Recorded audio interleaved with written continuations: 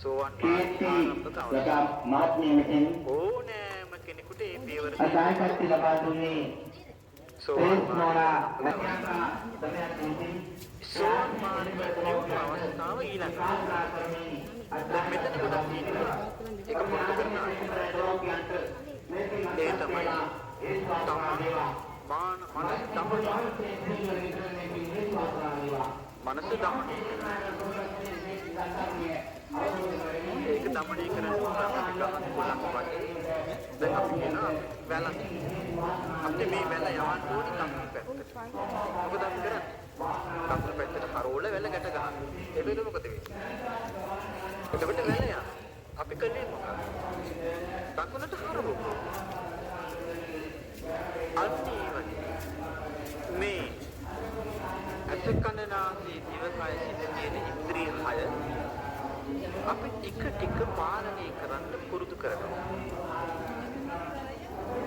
ඒක කරන්නේ මොකෙන්ද? සතිපට්ඨානයේ සිත යොමු කරගෙන. ඒව පාලනයට යොමු කරනකොට ඊට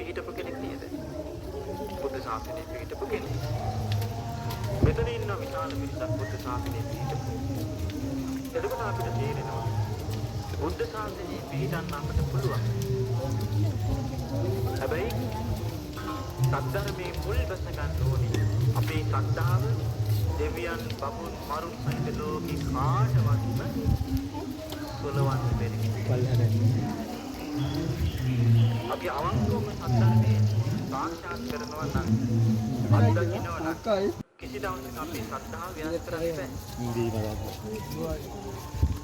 වෙනස් වෙන්නේ නැහැ. වෙනස් වෙන්නේ නැහැ. මේ ශ්‍රද්ධාව ගැන කියන්න තියෙනවා මේ ඕපත් මිනිස්සෙක්. ඒක අට කතාවක්. එයාගේ නම කුෂ්ඨ රෝගී. ඕම නිදුක් කුෂ්ඨ රෝගී. සල්ලි නැති යාන කාර්යයක්. එයා බැලුවාම කෑම බෙදෙන තැනක් නෙවෙයි. බඩ කියන තැන. බුදුරජාණන් වහන්සේ දහම් දේශන වෙලාව. බලන්න මෙයාගේ බඩගින්න ඒක වාසනාවන්ත බඩගින්නක්. එයාගේ බඩගින්න නියාව කෑම හොයන්න පිටත් කළේ. බඩගින්නට ගියා. කෑම බෙදෙනවා කියලා හිතාගෙන ගියා. බැලුවාම කෑම නෙමෙයි බෙදන්නේ. අමෘතේ බෙදෙන තැනක්.